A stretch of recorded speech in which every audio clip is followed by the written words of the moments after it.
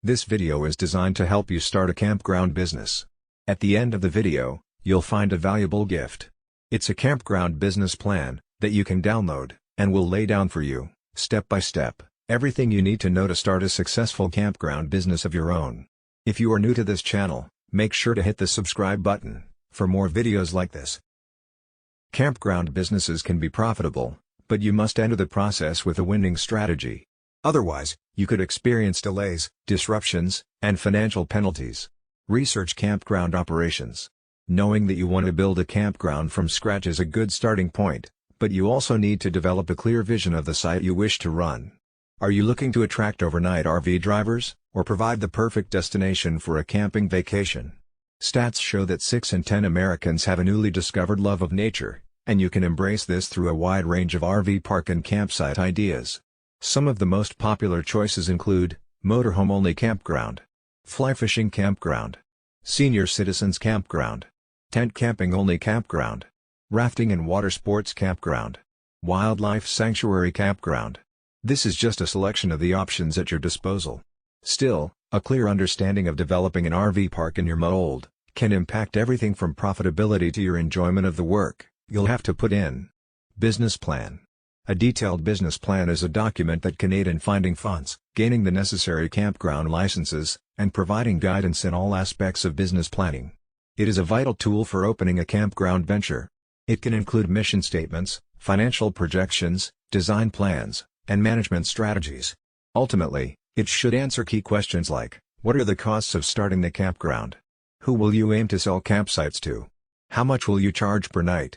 What type of activities will you promote? How many campsites per acre can you fit? What will the business be called? A good business plan will also detail logistical aspects, while further preparations will consider the logistical obstacles you may face before and after the launch. Location. The location of your campground is unquestionably one of the most significant features that can impact the level of planned bookings and passing trade from RV drivers that need a place to spend the night. For starters, land may cost significantly more or less than the national average of $15,000 per acre, depending on the state you are operating in, and some other factors.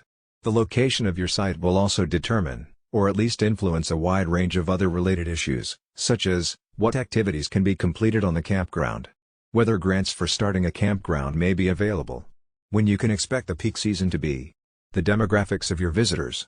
You may also find that the location will determine whether it's possible to start a franchise or not. Building a brand. Depending on your location, especially when situated between two popular tourist destinations, you may secure some overnight guests due to little more than geography. In most cases, though, establishing a brand that helps your site stand out from the crowd will be a crucial aspect of running your campground business well. Your first goal is to ensure that you sell a good percentage of your available campsites frequently. Don't worry. Even the most popular campgrounds aren't 100% booked 365 days of the year. However, the strength of your brand may also allow you to charge more. This can be very important as RV camps charge an average of between $30 and $100 per campsite per night, although it is possible to fetch over $200. Branding elements can range from the campground logo, to deciding on your niche audience, families, senior citizens, etc.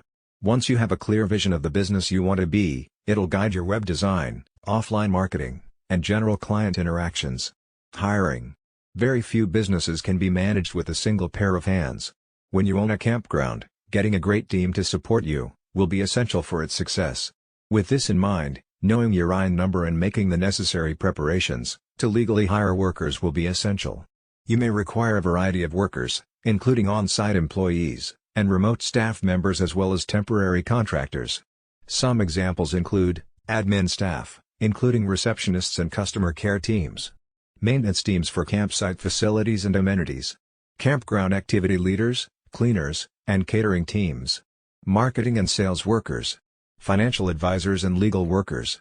Staffing is one of the most significant ongoing expenses for a campground owner, so this is a key aspect to consider. Besides, when you have confidence in the team, you can maintain a clear mindset. Amenities. Some permanent campsite ideas are as simple as focusing on the campsites themselves, with not much else on offer. However, most good ideas also rely on the amenities and organized on-site activities for making a profit. The theme of your campsite, as discussed earlier, will determine what works best. Ultimately, it's about providing unforgettable experiences to your visitors. Of course, this will impact the expenses, including garbage disposal, payroll, permit renewals, inventory, maintenance on camp vehicles, and more. Likewise, you may need to consider the cost of equipment you hire out, such as fishing equipment. While some campers look to save as much money as they can while camping, many others will spend a good amount while at your site. If you strategically plan the amenities and how to maximize your earnings, your business will have much higher chances of success. The next part of the video is not specific to a campground store business. Nevertheless, this knowledge is essential for success in the campground business, as well as in any other business. Ignore it at your own peril. Operating a successful campground business will depend on the following 4 conventions. 1. A practical plan, with a solid foundation. 2. Dedication, and willingness to sacrifice, to reach your goal. 3. Technical skills. 4. Basic knowledge of management, finance, record keeping and market analysis. As a new owner, you will need to master these skills and techniques if your business is to be successful. Finding a niche. Small businesses range in size from a manufacturer, with many employees, and millions of dollars in equipment, to the lone window washer, with a bucket and a sponge. Obviously, the knowledge and skills, required for these two extremes, are far apart, but for success they have one thing in common. Each has found a business niche, and is filling it. The most critical problems you will face, in your early planning, will be to find your niche, and determine the feasibility of your idea. Get into the right business at the right time, is very good advice, but following that advice, may be difficult. Many entrepreneurs plunge into a business venture, so blinded by the dream, that they fail to thoroughly evaluate its potential. Is your business idea feasible? Before you invest time, effort, and money, the following exercise will help you separate sound ideas from those bearing a high potential for failure. Identify and briefly describe the business you plan to start. Identify the product or service you plan to sell. Answering yes to any of the following 3 questions means you are on the right track. A negative answer to all of them means the road ahead could be rough. 1. Does your product or service satisfy an unfilled need? 2. Will your product or service serve an existing market in which demand exceeds supply? 3. Will your product or service be competitive based on its quality, selection, price, or location? Market analysis. For a small business to be successful, the owner must know the market. To learn the market, you must analyze it, a process that takes time and effort. You don't have to be a trained statistician to analyze the marketplace, nor does the analysis have to be costly. Analyzing the market is a way to gather facts about potential customers, and to determine the demand for your product or service. The more information you gather, the greater your chances of capturing a segment of the market. Know the market before investing your time and money in any business venture. The following questions will help you collect the information necessary to analyze your market, and determine if your product or service will sell. This brief exercise will give you a good idea of the kind of market planning you need to do. An answer of no to any of the questions indicates a weakness in your plan, so do your research until you can answer each question with a yes. 1. Do you know who your customers will be? 2. Do you understand their needs and desires? 3. Do you know where they live? 4. Will you be offering the kind of products or services that they will buy? 5. Will your prices be competitive in quality and value? 6. Will your promotional program be effective? 7. Do you understand how your business compares with your competitors? 8. Will your business be conveniently located for the people you plan to serve? 9. Will there be adequate parking facilities for the people you plan to serve? Planning your startup. The following questions are grouped according to function. They are designed to help you prepare for opening day. Merchandise. Have you decided what items you will sell or produce, or what services you will provide? Have you made a merchandise plan, based upon estimated sales, to determine the amount of inventory you will need to control purchases? Have you found reliable suppliers, who will assist you in the startup? Have you compared the prices, quality, and credit terms of suppliers? Business records. Are you prepared to maintain complete records of sales, income and expenses, accounts payable, and receivables? Have you determined how to handle payroll records, tax reports, and payments? Do you know what financial reports should be prepared and how to prepare them. Finances. A large number of small businesses fail each year. There are a number of reasons for these failures, but one of the main reasons is insufficient funds. Too many entrepreneurs try to start and operate a business without sufficient capital, money. To avoid this dilemma, you can review your situation by analyzing the following 3 questions. 1. How much money do you have? 2. How much money will you need to start your business? 3. How much money will you need to stay in business?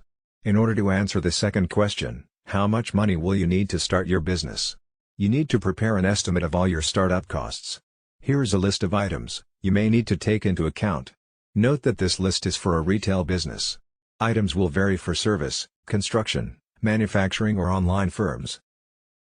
Decorating and remodeling, fixtures and equipment, installing fixtures and equipment, services and supplies, beginning inventory cost, legal, professional fees, licenses and permits, telephone utility deposits, insurance, signs, advertising for opening, unanticipated expenses.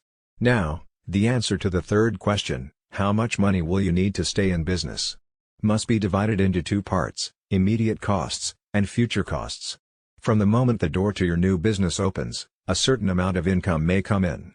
However, this income should not be projected in your operating expenses. You will need enough money available to cover costs for at least the first 3 months of operation. The following list will help you project your operating expenses on a monthly basis. Typical expenses for 1 month may include your living costs, employee wages, rent, advertising, supplies, utilities, insurance, taxes, maintenance, delivery, transportation, miscellaneous. Now sum up the total estimated monthly expenses and multiply it by 3. This is the amount of cash you will need to cover operating expenses for 3 months.